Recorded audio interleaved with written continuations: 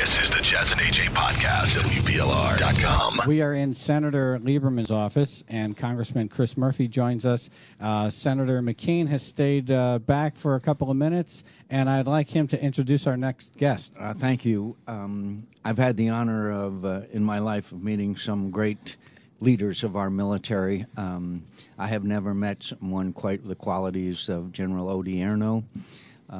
He is a man who is revered by those who work for him and respected by those of us who have the opportunity to get to know him. His leadership has been incredible in a number of conflicts. The unfortunate part is that he went to West Point, and I've mentioned to him on several occasions that when I graduated from high school, that I tried to get in West Point. You know, I went to the Naval Academy. I tried to get in West Point, but my parents were married.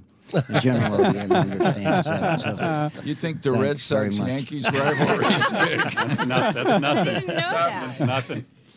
So thank you, sir. Thank you for coming. Senator McCain, are you leaving? I have to go, believe it or not, to a meeting with the president of Mongolia. Really? Yes. Are you serious? Giving your best. Or That's not a euphemism? I thought that was like Give us your code best. for I'm getting out of this No, this meeting. is not like a Sacha Baron Cohen joke about Kazakhstan. The president of Mongolia is really in town. Wow. Really happens to be true. Yes, I'll give him your best, and Please I'm sure do. he's a regular listener. Tell him he won Yeah. a T-shirt, by the way, yes. Yeah. I'm not in. Yeah, we're going to get you Senator a McCain, thank you Genghis for Khan. everything, Thank you sir. very much. Thank you. Thank you Thanks, so much. Johnny. Thanks for coming by. Yeah. I'm not interested in running for the Senate anymore, if that's what you got to do. Meet with the president of Mongolia. You can do it. Come on. Well, thanks for coming by, General. Sure. We Glad to be appreciate here. it. Can you give us a report on Iraq? Well, I've been gone now for a while, but I would tell you that the Iraqis continue to take more and more control in Iraq. The security force is doing a good job. There's still violence there. There's probably always going to be violence there, but what's good now is they are handling it themselves. I feel confident that they will continue to move forward. The real key in Iraq today is economic and political development. And How's that going? Well- what's it like over there? Is it still, pretty bad? No. I mean, I think when you get over there, you'd be surprised probably how busy the streets are, how much business is going on, how vibrant it is. That really has improved 20-fold since 2006 at the height of the violence in Iraq. They've led about 12 oil contracts. They will probably triple their production in a couple years, which will be good for the country. That will inject lots of money. So the issue will be is what they do with it. Do they invest it back into the country? Do the people benefit from it? And that'll be the key. And then politically, they just went through a election in 2010.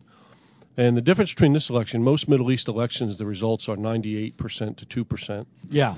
I noticed that. That's a landslide, right? Senator Lieberman, have you ever seen those numbers? Not in Connecticut. Well, see, they really know how to campaign. Yeah. It works over there, yeah. Yeah. But what we got was first incredible participation by the population, about 70%, which is unheard of here.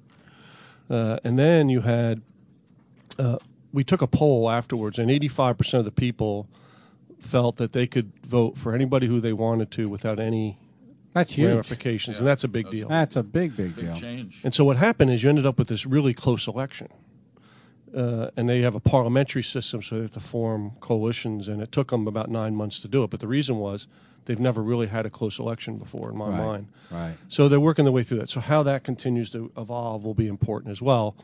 The Iraqis would tell you that the success they've had with democracy is what other countries have seen in the Arab world, and that's why you had the Arab Spring. I'm not quite there, but that's their interpretation. But what's good about that is they're proud of what they've accomplished. Do they like from us? A Democrat. I mean, well, I mean, the average Joe? that's a everybody's always asked me that, and that's a really tough question. And what people don't understand is that Iraq has basically been at war since 1980, and they've been through an awful lot. And they were very happy we got rid of Saddam Hussein. There's no disagreement about that.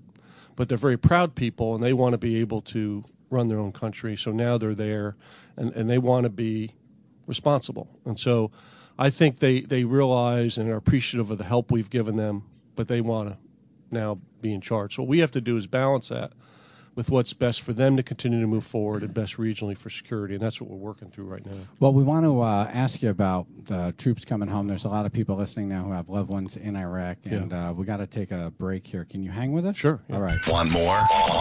Hit podcasts on WPLR.com.